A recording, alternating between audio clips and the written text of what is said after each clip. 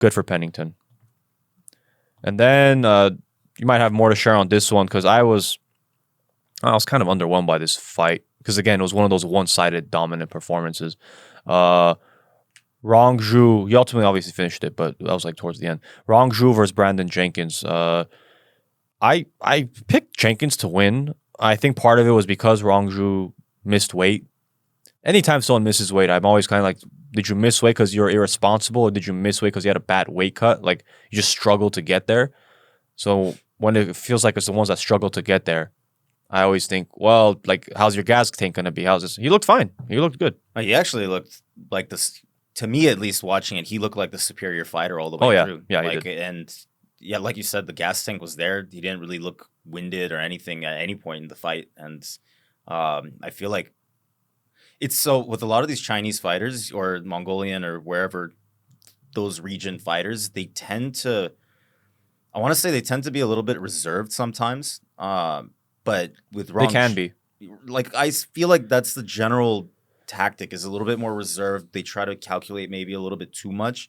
But Rong Zhu was just like dumping. There was no like, oh, well, let me know. No. He was going after his target and was fixated on getting that. So I like to see that. That was interesting. It felt a little different, for a fighter coming out of China to have that level of aggression. I like that. It was just too one-sided an affair for me to, be able to say again, good fight. I think to Jenkins' credit, I think he stepped in for someone else. I think someone else was fighting that. Like, they got hurt or something, so he stepped in.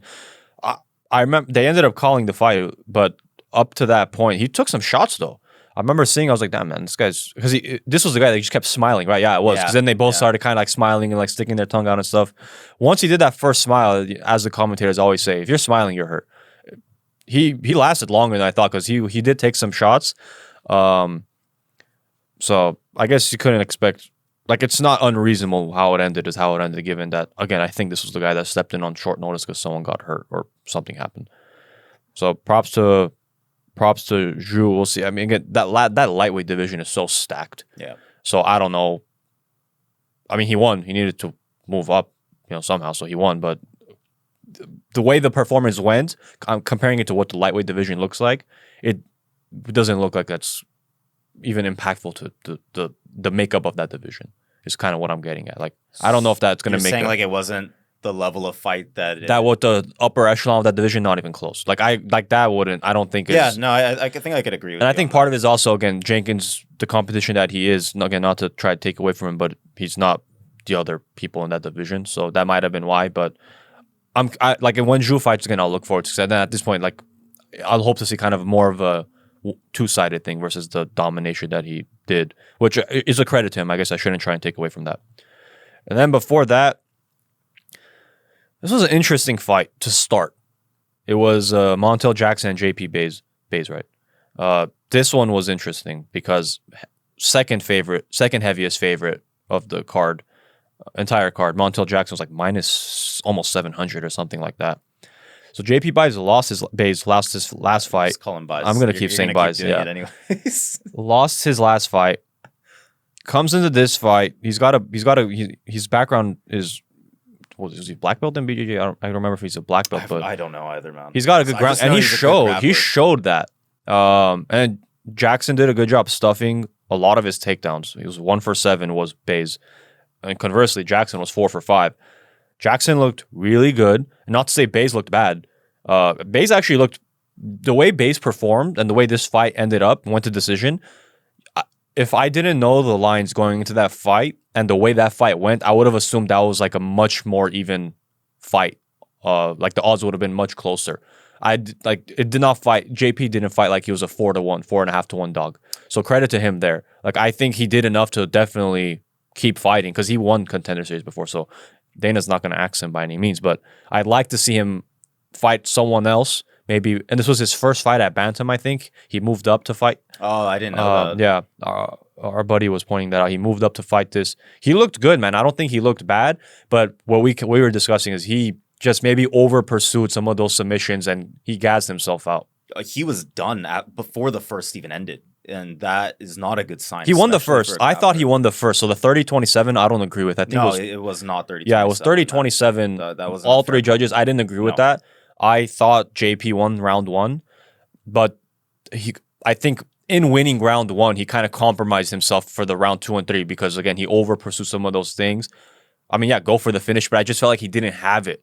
Like the way he had, I think he had a guillotine for like 15, 20 seconds, and it just wasn't happening. Well, there were several choke multiple attempts, times. He kept going for Kimuras too. Yeah, exactly. And part of it, I think, was like a defense mechanism in addition to an offense.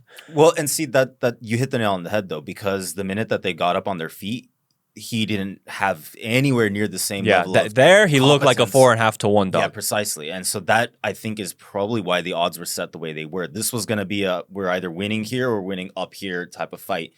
And I think Baze recognized that, which is why he kept trying to keep it down there, which is why he kept trying to go for those chokes. I agree with you 100% that he, on recognizing that he's not getting it, needed to re-strategize and do something else. But then, okay, what are you supposed to do? Because now if you're standing up against Jackson, what happened is going to happen. You know, you're not going to be able to go toe-to-toe with the guy. Yeah, I mean, he had 8 strikes. He landed 8 strikes on Jackson. So and when he again because this fight was on the ground a lot. Like 10 minutes of control time for Montel and 1:20 for JP, and like this wasn't like fence control. This was mostly ground control.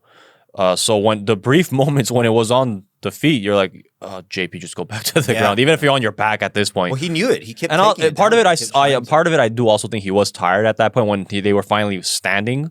But once Montel started swinging, you're like, oh yeah, like this fight is way one-sided on the feet. So something obviously I'm sure he probably knows too. Would love to see him get more rounded on the feet because his ground game, again, I felt he was defending well at times when he was on his back. Like he was trying to be offensive on his back. He was trying to get that Kimura. He had the guillotine. So there's definitely stuff there to look forward to. Like the next time Baze fight, like I'm not gonna be like, oh, go to the bathroom. Like you guys did this time getting mad at me. I had him in one of my parlays. Yeah, but it wasn't a bad pick. It wasn't a bad pick because he didn't perform like a 4.5 to 1 dog except when he was on his feet. But we talked a lot about Baze. I mean, props to Jackson, dude. He looked for sure. He really did dominate rounds 2 and 3. Absolutely. I won't say the fight because round 1 I still think it was Baze. But rounds 2 and 3 he looked really good. And again, Bantam, one of those divisions, super stacked. But I look forward to see him fight again. Who it'll be, I don't know. But when he fights again, I'm going to look forward to it because for him fighting someone that's known to have a more ground specialty, he handled him on the ground. It was actually really impressive. Yeah, very impressive the way he was able to get out of a lot of that and not succumb.